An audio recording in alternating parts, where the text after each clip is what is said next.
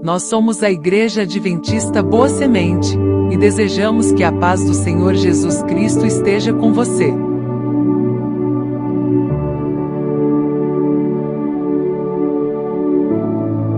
Estamos muito felizes com a sua companhia. Aproveite para se inscrever em nosso canal, ativar o sininho para sempre ser avisado sobre novos conteúdos referente à nossa escola bíblica presencial, que acontece todos os sábados, às 9 horas da manhã. Estamos esperando por você.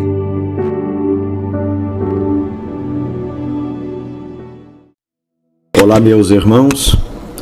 Seja a paz do Senhor Jesus Cristo sobre a vida de todos vocês. Pela bondade de Deus e por sua misericórdia, nós estamos juntos outra vez.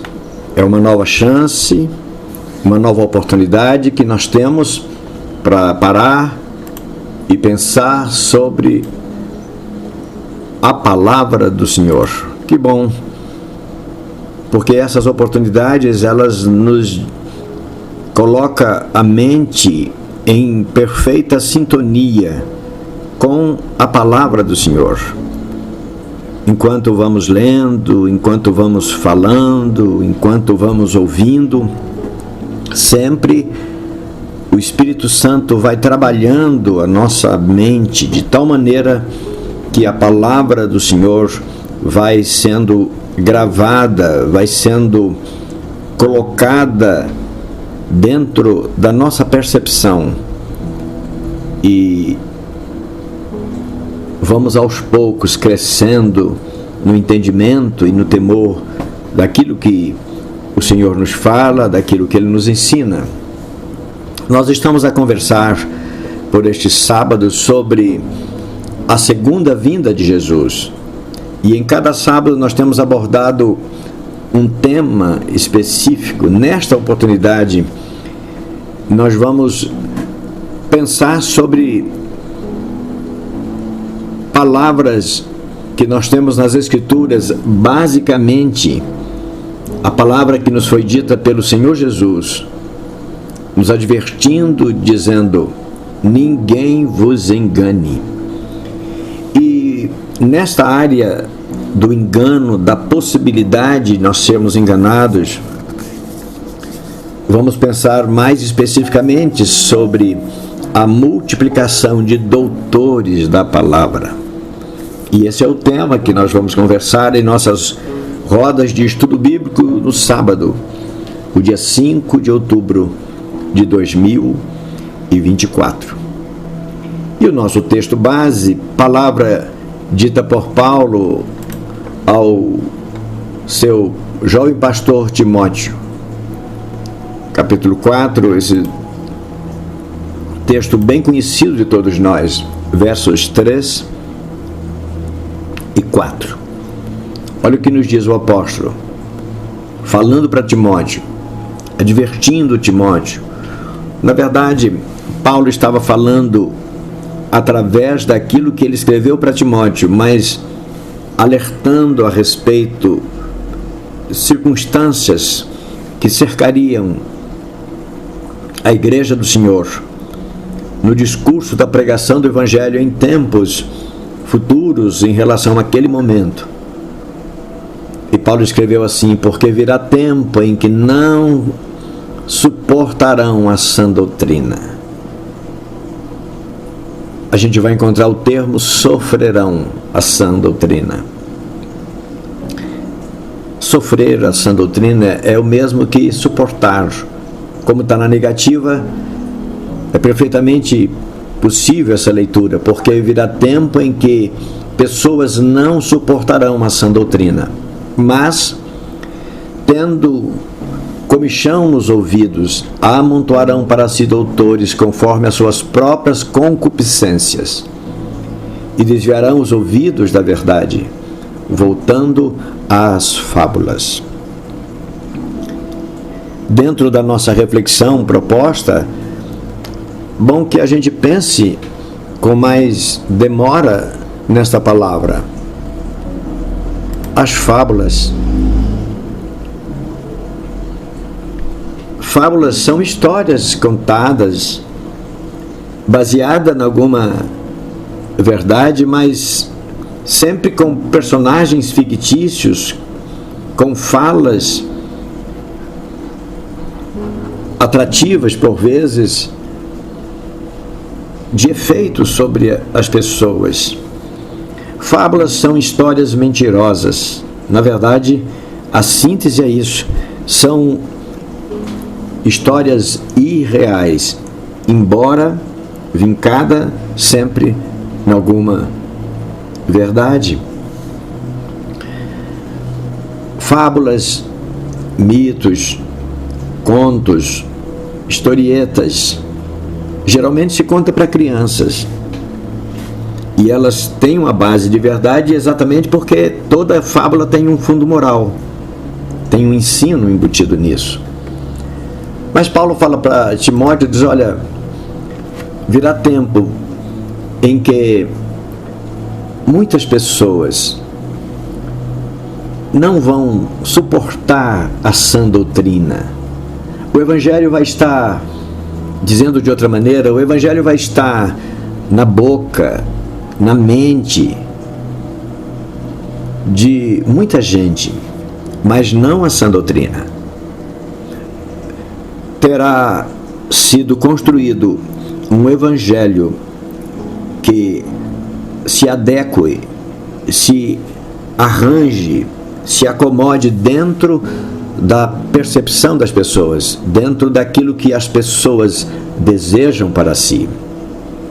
É o que vem logo em seguida. Tendo comichão nos ouvidos, ou seja, sentindo uma coceira, um ouvido arder, de vontade de ouvir aquilo que elas querem ouvir, com o Evangelho, em nome do Evangelho. E para isso, elas amontoarão para si doutores. Aqui, esse superlativo, amontoarão, farão ou buscarão grandes números de pessoas, doutores. A palavra doutor aqui vem de um termo grego que também se pode traduzir por mestre, instrutores, pessoas dedicadas ao ensino. E veja só, doutores ou mestres que lhes falem segundo as suas próprias concupiscências. Esse texto parece assim bastante irreal, porque quando olhamos para as igrejas, qualquer igreja evangélica hoje, como nós chamamos, como se chama hoje, igrejas evangélicas, qualquer pessoa pode notar quantas inverdades, quantas mentiras, quantas teorias. Por exemplo, bem forte entre nós a questão da teoria ou da teologia, que não passa de uma teoria, a teologia da prosperidade. Irmãos, vamos pensar, é totalmente mentirosa essa teoria ou essa teologia. Deus não dá aquilo para as pessoas que a teologia da prosperidade ensina que dá. Mas disfarçada a teologia da prosperidade aparece nos discursos de tanta gente que falam sobre a prosperidade, a vitória. É muito comum a gente ouvir as pessoas falando de vitória. Deus vai te dar vitória.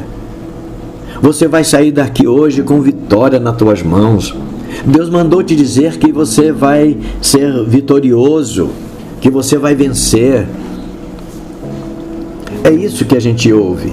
Penso que você e eu já ouvimos nos púlpitos das igrejas, particularmente no ministério de louvor, nas pessoas que executam o canto, naquelas ministrações, é muito comum as pessoas dizerem, olha, Deus vai te dar vitória, tenha ânimo.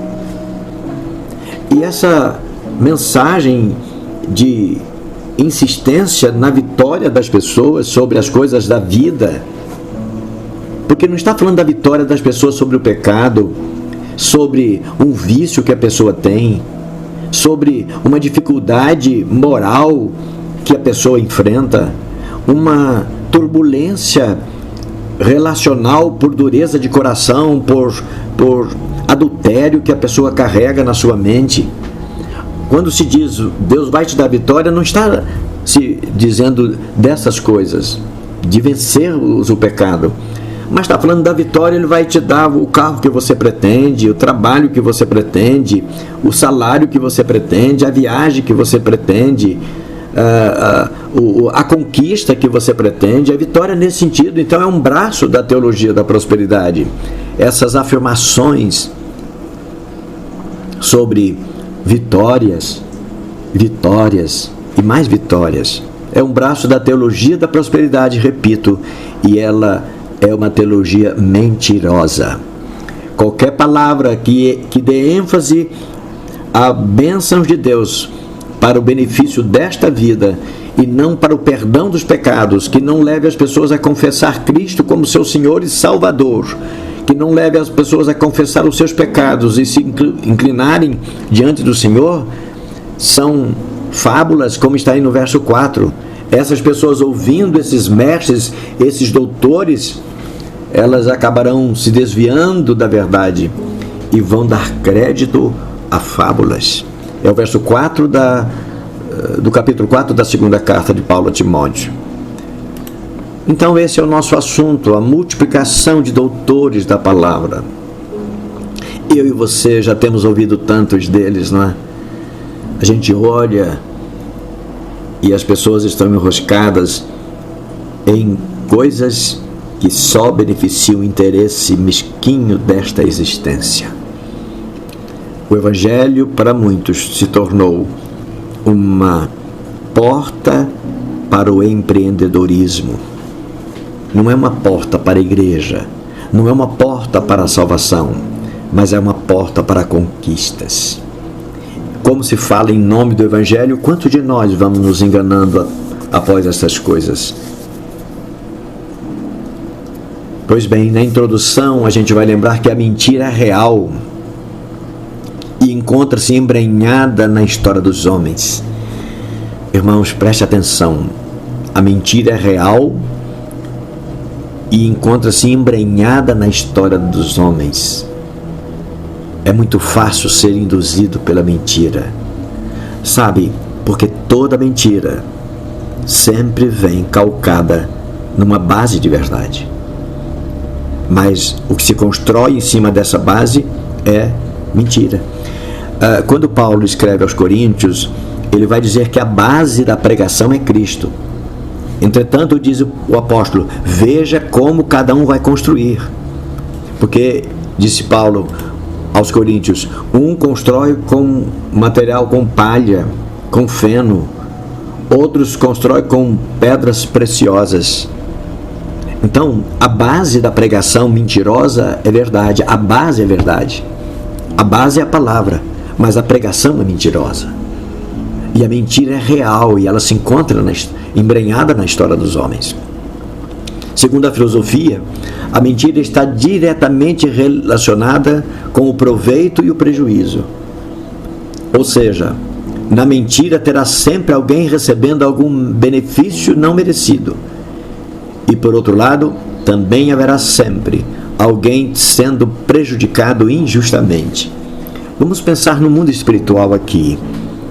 A mentira que dá um benefício não merecido é a mentira que distorce a palavra de Deus, e o benefício não merecido é o diabo que recebe. Porque esta é a intenção do diabo, é mentir, é enganar. Não importa os meios que se utilizam, o importante é que as pessoas sejam enganadas. Então, quando uma pregação engana o ouvinte, de alguma maneira, o beneficiário é o diabo, que desvia as pessoas do Senhor e traz para si. Portanto, tanto o pregador da mentira, quanto aquele que ouve a mentira e segue essa mentira, ambos passam a ser servos do diabo. Por outro lado, quando se prega uma mentira, sempre alguém sairá prejudicado, injustamente. E nesse caso, quem é prejudicado injustamente é o povo de Deus que é iludido e a mensagem de Jesus, ela fica sem fruto. Então todo o trabalho de Jesus fica prejudicado. Isso é uma injustiça, porque ele fez o que fez para nos resgatar da mentira, que é o pecado. É que mentir, vamos dizendo aí, para vantagem ou benefício próprio é impostura. Quem mente para benefício próprio é impostura. E é o diabo que faz isso. Benefício próprio. Ele impõe às pessoas convicções que são mentirosas. Mentir para a vantagem de outro é fraude. Estamos aqui no campo das definições. Mentir em vantagem própria é impostura. Mentir para a vantagem de outro é fraude. Mas, por outro lado, mentir para prejudicar alguém é calúnia. As definições de mentira. A mentira, veja só, que ela está sempre no campo da injustiça, no campo da indecência, no campo do prejuízo, no campo da morte, no campo da perda, no campo do sofrimento. E diante desses conceitos é difícil saber qual a pior consequência da mentira. Difícil porque todas as consequências, a mentira só prejudica, só destrói, só imputa dor, sofrimento. Porém, uma certeza nós podemos ter: a mentira é irremediavelmente devastadora e prejudicial. A mentira nunca vai trazer qualquer tipo de benefício para alguém, porque o diabo, que poderia ser o beneficiário de uma mentira pregada, na verdade ele já está condenado. Ele só quer destruir as pessoas, porque ele não vai se valer da mentira que as pessoas se convencem a crer. Quem é do mal, quem mente, disse o apóstolo João, é do diabo. Mas o que o diabo vai fazer com essas pessoas? Vai se beneficiar disso? Nada. Ambos, ele e os mentirosos, serão destruídos igualmente. A mentira é cruel e nenhum benefício duradouro pode ser extraído dela. E mais, a mentira não é obra de Deus, tampouco é usada por Deus. Pelo contrário, Deus abomina e denuncia sua origem e seu autor como causa, como fonte de todos os males. Esta é a conversa de Jesus com aqueles judeus, no capítulo 8 do Evangelho escrito por João. Jesus, aqui, João registra um dos mais ferrenhos combates verbais de Jesus com os judeus. E num dado momento do embate, da conversa, dado o conhecimento que Jesus tinha do engano que aqueles homens estavam metidos nele e que estavam ensinando as pessoas errado, Jesus se dirige, e eu fico imaginando, talvez, como apontando o dedo para aqueles homens, dizendo: vós tendes por pai o diabo, e quereis satisfazer os desejos do vosso pai. Olha só, Jesus estava falando com homens que diziam que a lei de Deus estava nas mãos deles, que eles estavam falando em defesa da legítima mensagem vinda de Deus, dos oráculos vindos de Deus. E Jesus diz: a lei de Deus é verdade, mas a pregação de vocês é mentira, e vocês mentem para satisfazer os desejos do vosso pai, que é o diabo.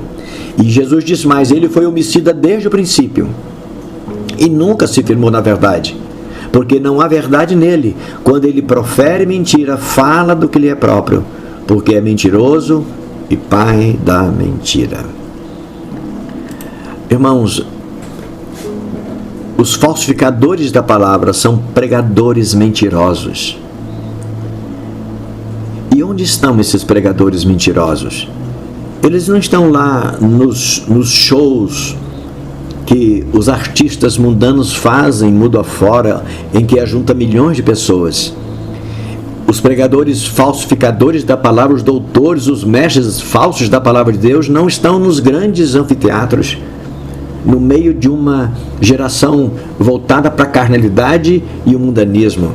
Não, esses doutores, eles estão escrevendo livros, estão editando revistas, eles estão nos púlpitos das igrejas, eles estão ensinando nas escolas bíblicas, eles estão produzindo louvores que se cantam nas igrejas, eles estão produzindo shows dentro do espectro do Evangelho, eles estão pregando e ensinando nas nossas escolas bíblicas. É preciso tomar cuidado. Doutores é o que não falta no meio desta geração da qual nós estamos vivendo. Quantas coisas absurdas têm sido ensinadas em nome da verdade bíblica, em nome do Evangelho, e são mentiras. E Jesus, por isso, nós usamos aqui naquela palavra de Jesus: ninguém vos engane. É preciso prestar atenção. Em relação aos terríveis resultados que a mentira impõe contra as pessoas, nós vamos dizendo aí na reflexão 1 do nosso roteiro: é oportuno pensar que o engano é a porta que se abre para um viver duplamente desastroso. Isso porque a mentira engana, o que por si só já é um enorme prejuízo. É terrível perceber que foi enganado, a gente destaca aí. Quando a gente percebe que foi enganado, que tristeza. Penso que eu e você já temos alguma experiência nessa área. De repente, a gente fez de boa fé, a gente esteve de boa fé num lugar, a gente deu atenção de boa fé, a gente estendeu a mão de boa fé, mas depois a gente percebe que foi enganado. Isso é terrível.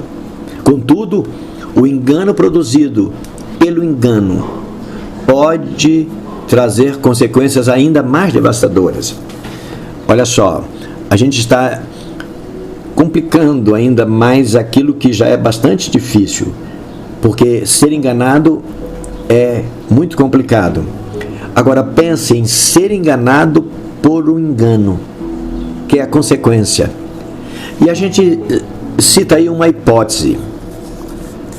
Você vai fazer uma viagem, sai para uma viagem, e durante o percurso você entra pela estrada errada. E isso é muito mal. Mas isso pode ficar pior, porque ao perceber ou a suspeitar que você está na estrada errada, você para e se orienta com alguém para te orientar. Diz: olha, essa estrada eu quero ir para determinado lugar e eu acho que eu não estou com muita certeza de que essa estrada é a estrada correta. E alguém vai te dizer: não, pode continuar, você está certo, é essa estrada mesmo que você deve percorrer. Resultado: você nunca chegará ao seu destino. Pior do que errar é ser orientado dentro do seu erro, de forma errada. O resultado é que você nunca procurará nova orientação, porque a pessoa já te indicou, diz: não, essa estrada não precisa ter dúvida, ela vai te fazer chegar no lugar planejado. Mas isso não vai acontecer, porque você está na estrada errada. Jesus denunciou esse tipo de doutores da palavra, esses orientadores. Havia entre os judeus muitos deles, e entre nós. Mateus escreveu o verso 23 do capítulo 23 do seu Evangelho: ai de vós, palavras de Jesus, escribas e fariseus, vocês são hipócritas, porque vocês estão falando uma coisa como se verdade fosse, e vocês sabem que não é verdade. Vocês dão o dízimo da hortelã, do endro, do cominho, das coisas menores da vossa colheita, mas vocês desprezam. Isso vocês fazem com base na lei, na instrução, mas vocês desprezam o mais importante, que é o juízo, a misericórdia e a fé. Vocês deviam estar ocupados com essas coisas, sem ignorar todas as demais que são precisas. Por isso, ninguém vos engane. Jesus diz: ai de vós, doutores. Os escribas eram aquelas pessoas que haviam sido instrutores, e eles se formaram, acabaram formando uma categoria de pessoas como instrutores que eram nas sinagogas desde o retorno do exílio da Babilônia. Eles se tornaram uma categoria de homens, de pessoas. E Jesus diz ai de vocês, porque vocês estão ensinando errado. E ai do povo, porque também o povo está aprendendo errado. Que lástima. Irmãos, para a gente pensar a realidade dos dias de Jesus para a nossa realidade. Nós estamos cercados de escribas e fariseus, gente com o evangelho na mão, gente com a palavra na mão, mas ensinando fábulas. Na igreja primitiva, o apóstolo Paulo, por exemplo, fala para Timóteo, na primeira carta, no capítulo 1, versos 3 e 7, não está no roteiro, mas pode conferir lá. Ele fala para Tito também, no capítulo 2, verso 13 e 14. Diz, olha, cuidado com as fábulas judaicas. Hoje nós temos as fábulas evangélicas. E montes de doutores e instrutores estão ensinando mentiras. Como, por exemplo, eu ouvi de um grande pastor, grande no sentido de muito conhecido, respeitado no Brasil inteiro, conhecido pelo Brasil inteiro. E ele estava explicando, por exemplo, que a pessoa ao morrer, se ela aceitou Jesus, ela entra direto para a glória. Se ela não aceitou Jesus, ela vai direto para o tormento do inferno. Isso atrai pessoas com medo, com chantagem. Isso é mentira, a palavra não ensina isso. Os mortos estão no silêncio, não há tormento em torno dos mortos, não há glória nenhuma que envolve os mortos. E atrás dessas fantasias, outras fantasias mais. Falsos mestres, falsos doutores, e as pessoas gostam de ouvir. Na reflexão 1, a gente vai dizer que, seguindo o mesmo raciocínio exposto aqui agora na reflexão 1, se olharmos para os recorrentes advertências da palavra do Senhor em relação ao pecado, encontraremos uma ênfase muito clara, indicando o crescente envolvimento da sociedade em geral com o pecado, que se manifestaria das mais diferentes formas, tanto mais se aproximasse o tempo da segunda vinda de Jesus. Por outro lado, e na mesma proporção, há um claro indicativo do aumento de pregadores do Evangelho, cuja mensagem, entretanto, falsearia a verdade da palavra do Senhor. Em suma, a igreja enfrentaria, como de fato enfrentou nos primeiros tempos da sua história, forte oposição oferecida por correntes filosóficas e gnósticas. Muitas pessoas foram enganadas, tiveram a sua mente e o seu conhecimento atormentados por pregadores falsos. No atual momento da nossa existência agora, na nossa geração, vê-se facilmente que o pecado vai se tornando cada vez mais absurdo, porém aceitável, por falta de percepção dos crentes. Na mesma proporção que aumenta o número de pregadores do Evangelho que se oferecem como doutores da palavra. Irmãos, pecado não evolui. O pecado sempre esteve presente no seio da sociedade, mas o pecado sempre foi, embora não evolua, mas ele sempre foi combatido na igreja. E nós vamos vendo cada vez mais o pecado sendo colocado no convívio da igreja de forma calma, tranquila, serena, normal, porque doutores da palavra têm insistido em ensinar de forma falseada a palavra de Deus. Olha o que Jesus fala no capítulo 24.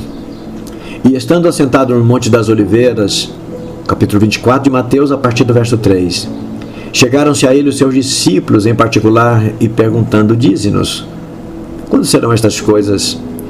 E que sinal haverá da tua vinda e do fim do mundo?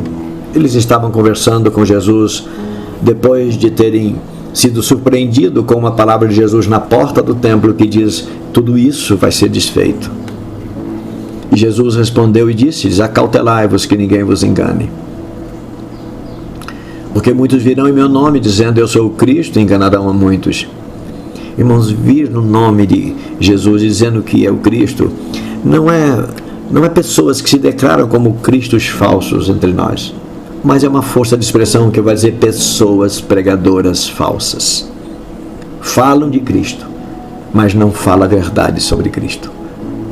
E ouvireis de guerras, de rumores de guerras. Olhai, não assusteis, porque é mistério que essas coisas aconteçam, mas ainda não é o fim. Portanto, se levantará nação contra nação, reino contra reino, fomes, pestes, terremotos em vários lugares. Princípios de dores são essas coisas. E contra vocês hão de ser entregues para seres atormentados. Muitos de vocês serão mortos e sereis odiados por todas as gentes por causa do meu nome. Irmãos, estes mortos, tanto no sentido literal, mortos à espada, quanto no sentido dos últimos tempos, mortos na fé, enganados. Nesse tempo, muitos serão escandalizados e trair-se-ão uns aos outros, e uns aos outros se aborrecerão. E surgirão muitos falsos profetas e enganarão a muitos. Por se multiplicar a iniquidade, o amor de muitos esfriará. Mas aquele que perseverar até o fim será salvo. Não é por acaso o que está acontecendo à nossa volta dentro das igrejas, na pregação do Evangelho. E eu te convido a pensar sobre o que você tem ouvido. Cuidado com os louvores que você canta. Cuidado com as afirmações de vitória que você faz. É comum a gente encontrar nas mídias hoje alguém postando lá: olha, Deus mandou te dizer, coisa mais ou menos assim, hoje você vai ter vitória. Essas mensagens, elas não conferem com o Evangelho. Quer vitória para as coisas desta vida? Incline-se aos pés de Jesus. Veja na sua palavra. Não vá por essa ladainha que se tem tanto falado e levado tantas pessoas. A vitória que nós temos, que nós queremos, que nós precisamos, na verdade, é a vitória contra o mal, contra o erro, contra o pecado. E porque há muitas pessoas, ao lado meu e ao lado de você, que está envolvida com a pregação do Evangelho, mas ouvindo o que elas querem ouvir. Na reflexão 2, o último texto que nós vamos ler, e nós vamos ler o mesmo texto que nós lemos como texto base, 2 Timóteo 4, 3 e 4, mas vamos ler na Bíblia Viva, na nova versão em português. E ela traduz, ela apresenta 2 Timóteo 4, 3 e 4 com a seguinte redação: porque chegará uma época quando as pessoas não suportarão a verdade. Veja que Paulo estava de fato falando com coisas de outro momento no futuro, não com o momento de Timóteo, naquela geração. Mas andarão de um lado para outro, procurando mestres que lhes digam apenas aquilo que desejam ouvir. Elas se recusarão de ouvir aquilo que as Escrituras dizem. Entenderam? Quando você fala dos mandamentos de Deus, quando você fala da obediência, quando você fala daquilo que a palavra de Deus nos ensina de fato, para a gente praticar, as pessoas não querem ouvir, mas seguem suas próprias ideias desorientadas. E Paulo finaliza esse texto com Timóteo dizendo: você precisa estar alerta e vigilante contra todos esses perigos. Muito bem, na sequência 1, só uma pergunta para a gente ir pensando. Você já notou quanto tem aumentado mestres, doutores, ensinando um falso evangelho? Você percebe isso? Você reflita sobre, se você tem idade para isso, reflita sobre como era a pregação 20 anos atrás, 30 anos atrás, 40 anos atrás. Quantos mestres têm se apresentado, mas quase que nenhum mestre tem se apresentado para resgatar aquilo que foi tirado do Evangelho.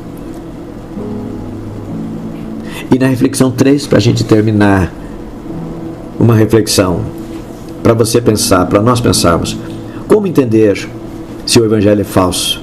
E a resposta está aí: se diverge das Escrituras, é falso. E a conclusão é que a pregação com falsidade é aquela que indica a salvação separada dos mandamentos de Deus.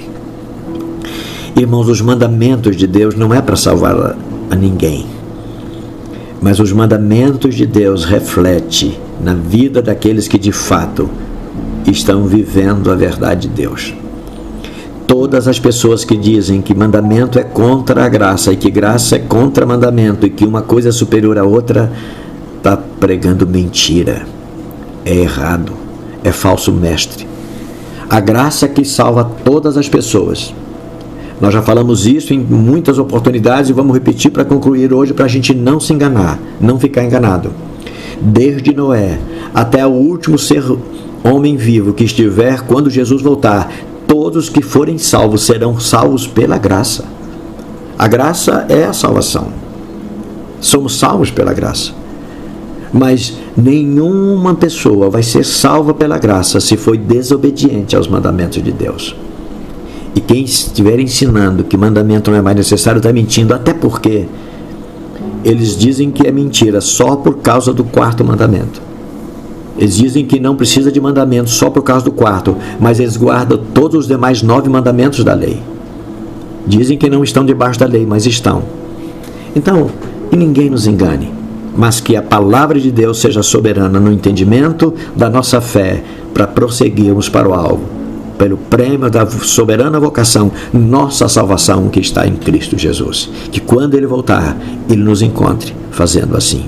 Ele nos abençoe. Amém.